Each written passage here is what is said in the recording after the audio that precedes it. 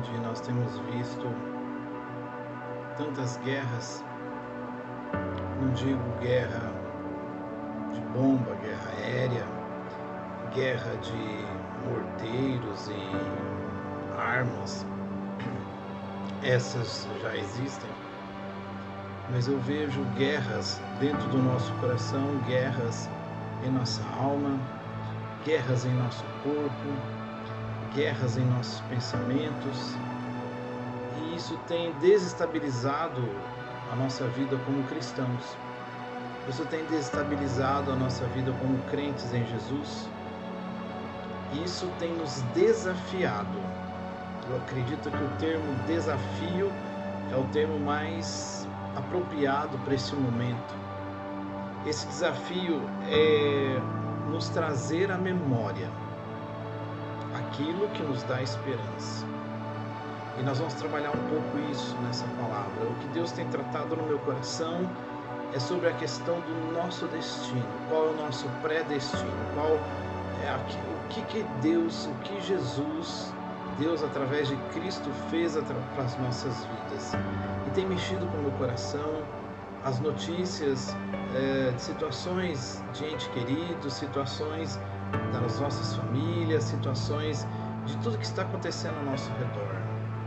Eu queria começar aqui com Romanos capítulo 8, versículo 1. Romanos capítulo 8, versículo 1. Agora, pois, já nenhuma condenação há para os que estão em Cristo Jesus. Quem está em Cristo? A Bíblia está dizendo que não há condenação para aqueles que estão em Cristo.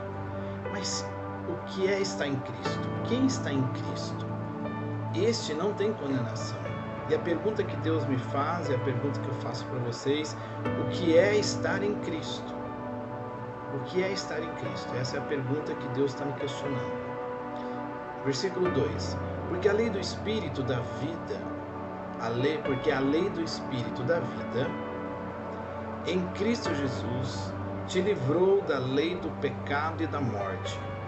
Porquanto que fora impossível a lei, no que estava enferma pela carne, isso fez Deus enviando o seu próprio Filho em semelhança de carne pecaminosa, e no tocante ao pecado, e com efeito condenou Deus na carne o pecado, a fim de que o preceito da lei se cumprisse em nós, que não andamos segundo a carne, mas segundo o Espírito.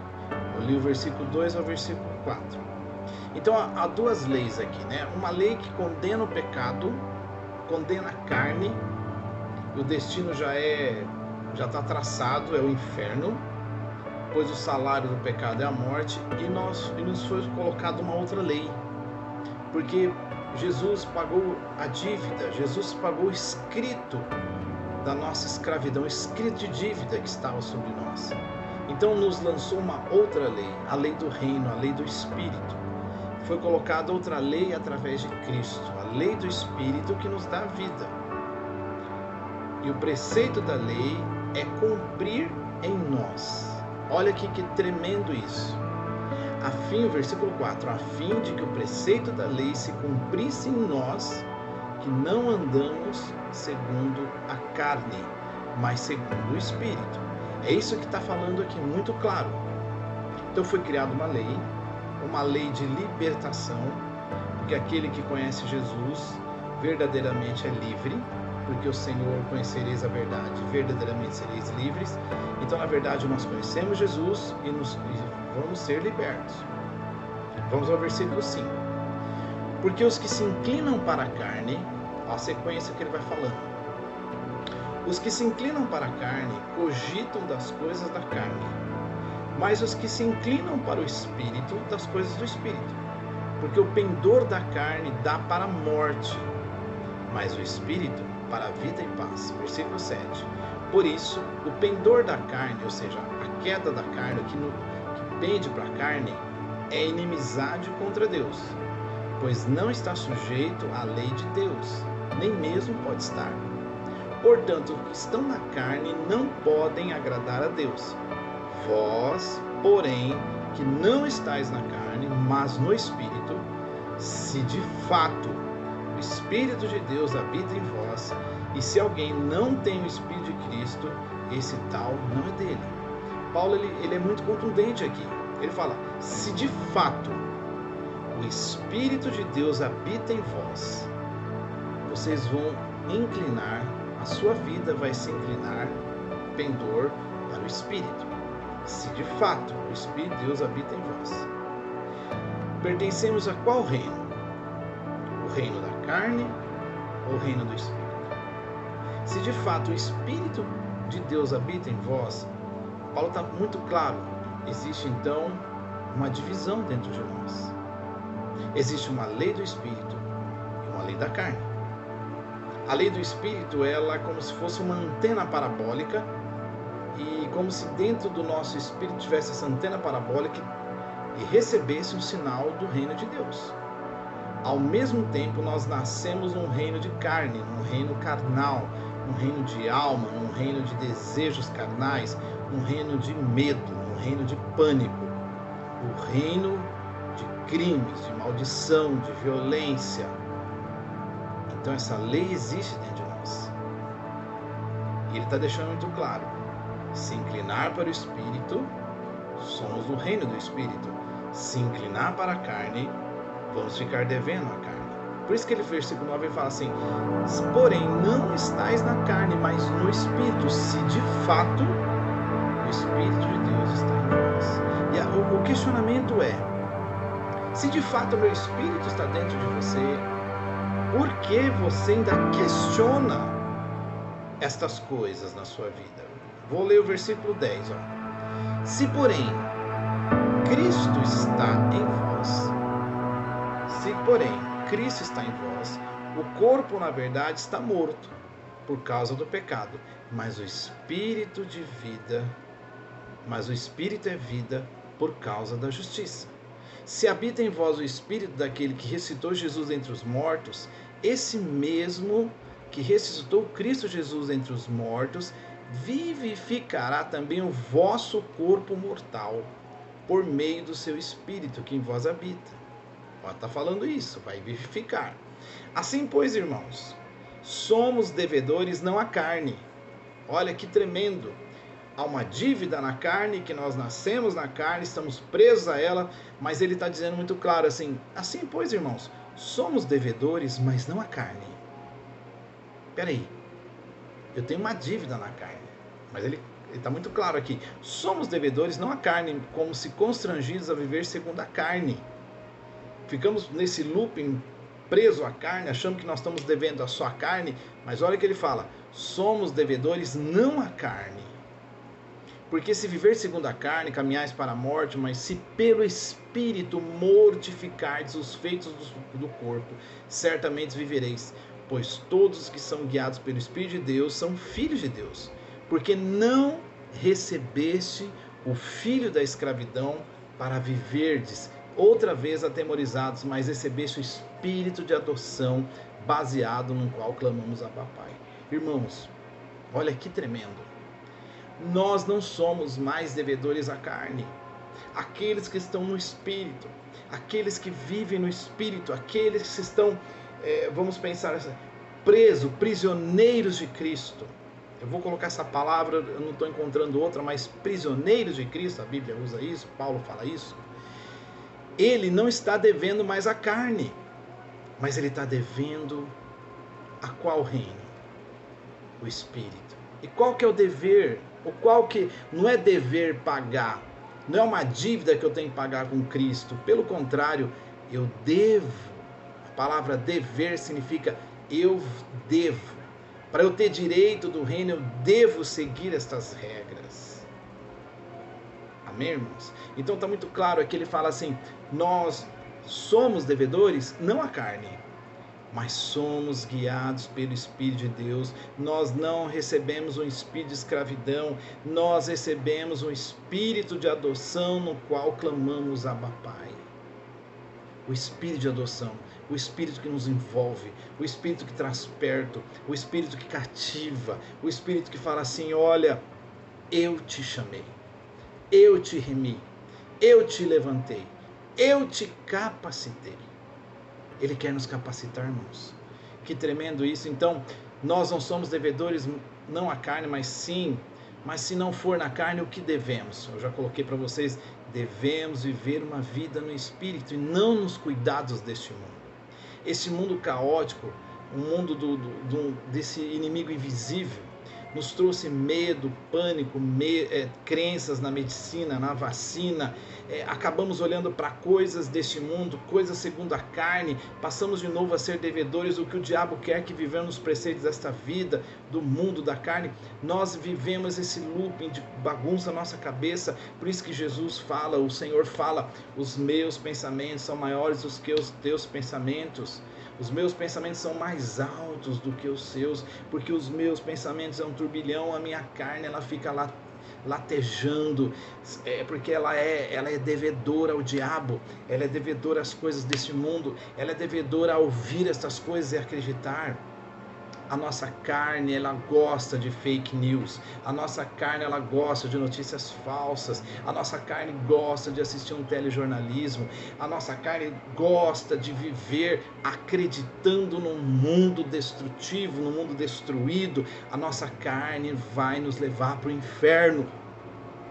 Se nós não entendamos, se nós não entender que esse processo do Espírito Santo é um processo que vai nos liberando dessa lei, vai nos tirando dessa lei, vai nos arrancando de sermos devedores na carne. Olha o versículo 17. Nós estamos lendo os Romanos, capítulo 8, versículo 17. Se somos filhos, somos também herdeiros. Herdeiros de Deus, co-herdeiros em Cristo. Se somos pela lei do Espírito, somos filhos, somos herdeiros. Herdeiros de Deus, co-herdeiros de Cristo. E se com ele sofrermos, também com ele seremos glorificados. Porque para mim tenho por certo que os sofrimentos do tempo presente, eu vou ler de novo para que o Espírito Santo fale com o seu coração e fale com o meu coração. Porque para mim, versículo 18, porque para mim tenho por certo que os sofrimentos do tempo presente não podem ser comparados com a glória a ser revelada em nós. Irmãos, isso é tremendo. Somos filhos. Se somos filhos, somos co-herdeiros com Cristo. E com Ele sofremos. Seremos glorificados. Irmãos, sofremos o quê? Porque Deus me pergunta, sofremos o quê? O que você sofre? Pense numa frase de um médico. Ele vai falar para você, você vai sofrer uma cirurgia. Eu vou ter que passar uma cirurgia na perna. Eu rompi um ligamento. Mexeu com o menisco da minha perna. Menisco, né? Desculpa. Ministro. Perna não tem ministro. Menisco. Então veja bem, irmãos. Eu vou ter que passar para a cirurgia. Eu vou ter que sofrer uma cirurgia. Eu vou ter que fazer uma situação na perna. Vai doer? Vai, tá doendo, minha perna tá doendo. Eu tô mancando, tô sentindo uma dor, é latente. Tô fazendo fisioterapia com essa perna, tá muito difícil, tô mancando, não posso mancar, tô mancando. A Bíblia tá falando assim, sofrermos com Ele. O que é sofrer com Jesus? O sofrer com Jesus é perder algo. É perder essa visão carnal. É negar-se a si mesmo. É renúncia. A dor em nosso caráter é para renúncia, negação, carregar cada um a sua cruz para seguir a Cristo. Olhamos esse quadro caótico, o único pensamento que nos vem é como vamos sobreviver a tudo isso. Estamos preocupados em ter a vida e não perdê-la por amor a Cristo. Mas qual o destino das nossas vidas?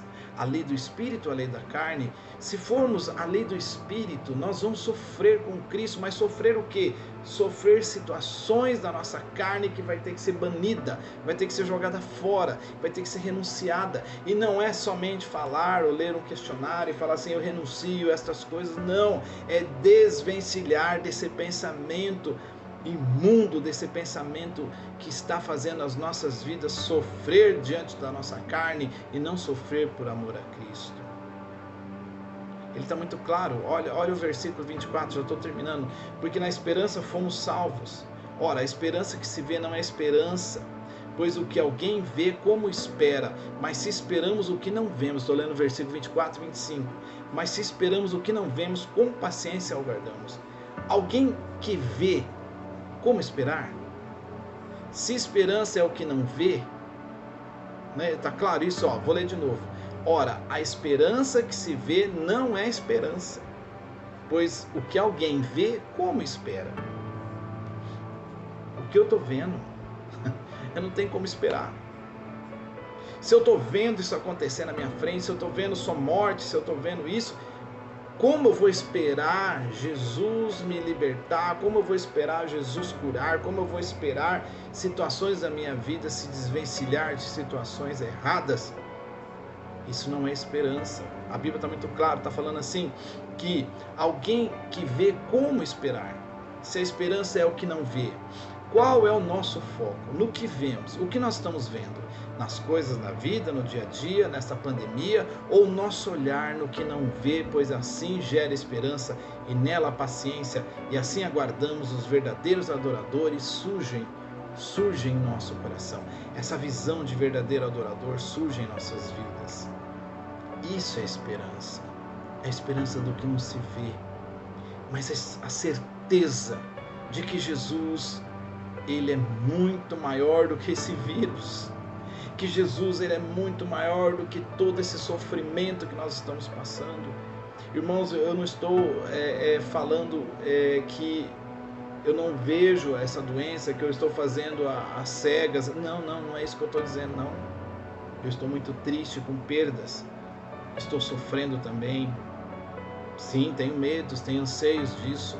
Estou trabalhando no meio de uma escola, de situações, está difícil. Mas a Bíblia está muito clara, o Senhor está dizendo, o nosso olhar não é para aquilo que a gente não vê. Eu digo, não vê o vírus, eu não vejo o vírus, mas não é esse olhar que ele quer olhar para as coisas do alto. Eu vou terminar com esses versículos finais. Também o Espírito, versículo 26, também o Espírito semelhante nos assiste em nossa fraqueza. Ele assiste, ele conhece a nossa fraqueza, ele sabe que nós estamos com esse problema. Porque não sabemos como orar, nós não sabemos como fazer, mas ele intercede sobremaneira, com gemidos inexprimíveis, e aquele que sonda os corações, ele sabe qual é a mente do Espírito.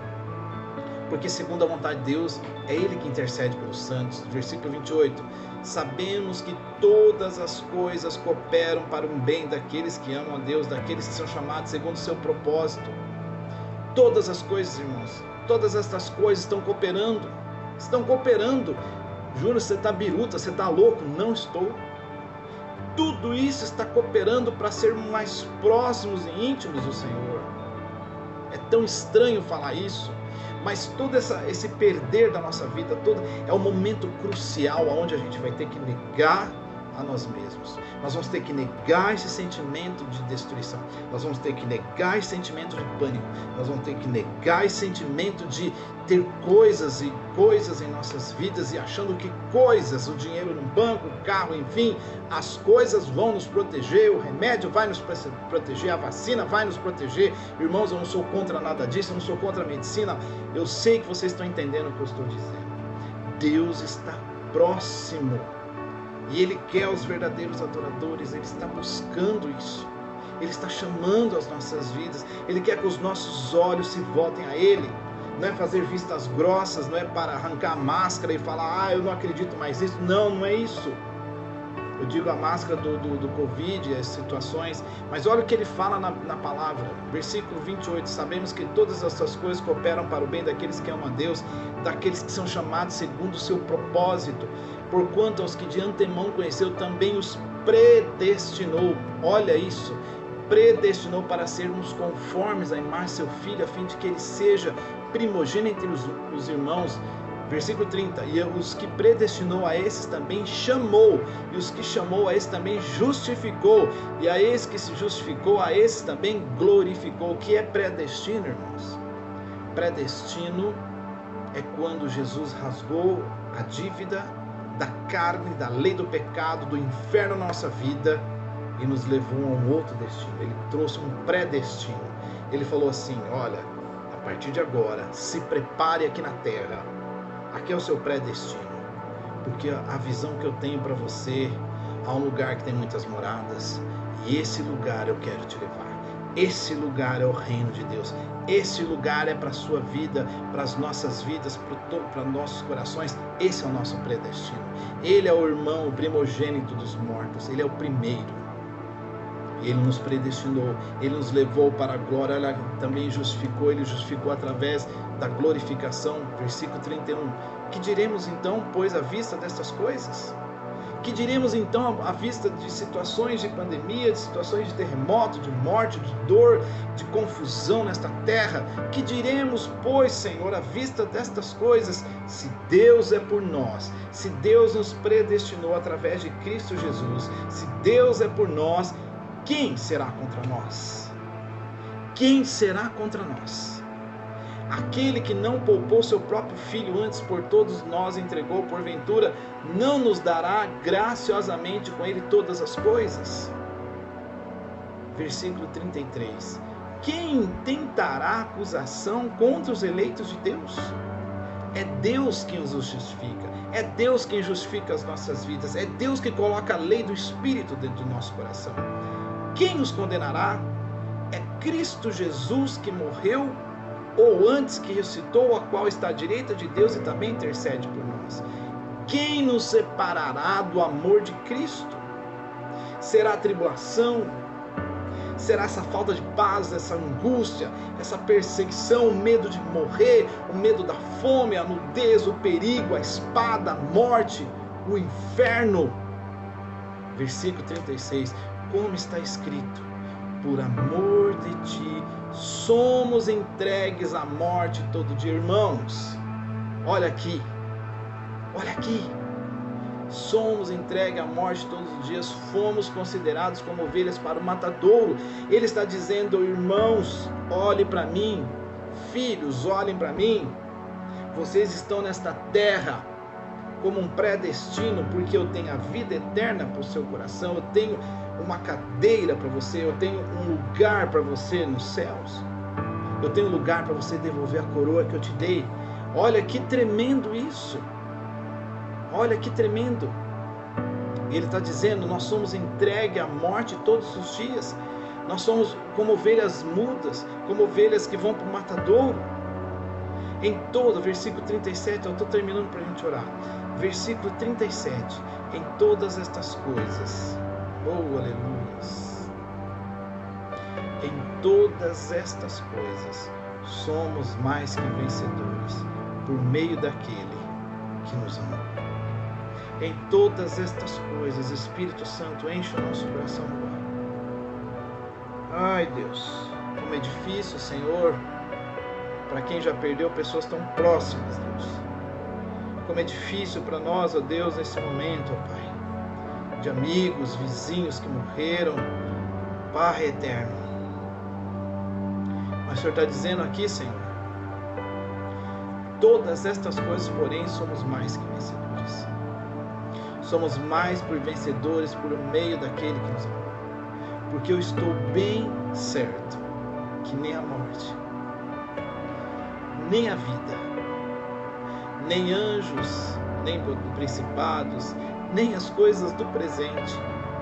Olha aqui, irmãos, nem as coisas do presente, nem as coisas que estão por vir, todas notícias negativas, caóticas, nem os poderes, nem altura, nem profundidade, nem qualquer outra criatura pode separar-nos do amor de Deus que está escrito, que está em Cristo Jesus, nosso Senhor.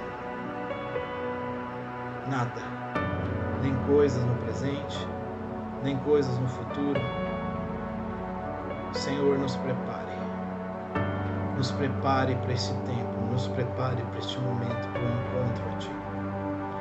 Vamos orar, irmãos. Nos prepare, Jesus, nos ajude, porque é um tempo difícil, Deus, é um tempo difícil de entender, é um tempo que ainda nós estamos tão presos à nossa vida, tão presos à lei da carne, mas o Teu Espírito está chamando, o teu Espírito está chamando, Senhor. O Senhor vem buscar uma noiva sem mácula, sem ruga, uma noiva que crê na tua presença. É o nosso predestino aqui à terra, Pai. O Senhor não chamou a gente para brincar de casinha. O Senhor não chamou a gente, Senhor, ó Deus, o Senhor não chamou os teus filhos, ó Deus, para ficar com medo de um processo tão infernal desse, Pai. Mas o Senhor chamou, Senhor, para olhar para Ti. Olhe para mim, o Senhor está dizendo. Olhe para mim. Nos ajude, Pai, nesse tempo tão complicado, onde a fé, onde as situações estão desanimando as nossas vidas, onde o espírito do inferno, de desânimo, de apostasia está, Senhor, sendo liberado pelo inferno. É a última instância do inferno, porque ele já foi condenado. Esse espírito está sobre as nossas vidas e ele quer tirar de nós o desejo de te buscar, o desejo de te adorar, o desejo de estar na tua presença. Nos ajude, Jesus, porque somente o teu Espírito é maior que tudo isso. Nos ajude a viver a lei do Espírito. Nos ajude, Pai, que cada um receba essa palavra, não com a palavra do jogo, mas com a palavra do teu Espírito, lendo esses versículos. Em nome de Jesus. Amém. Que Deus te abençoe.